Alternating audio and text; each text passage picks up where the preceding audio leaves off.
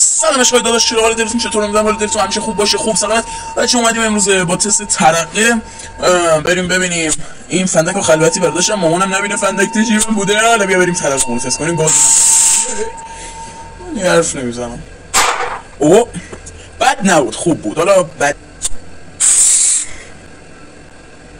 اوه دو تایی ترکیدی. بریم تستش کنیم. اوکی خوب بود. این بهش میخوره خوب باشه. اوه خیلی خفن بود حاجی. چون اینا شماره بندی میشن به چیز شماره. شما تو کامنت ها نظر بدید. این با خفن باشه. اوه حاجی این دیگه 20 کیلوگرم چیزه حاجی. اینا کیلو بودن، من فکر کردم ساله.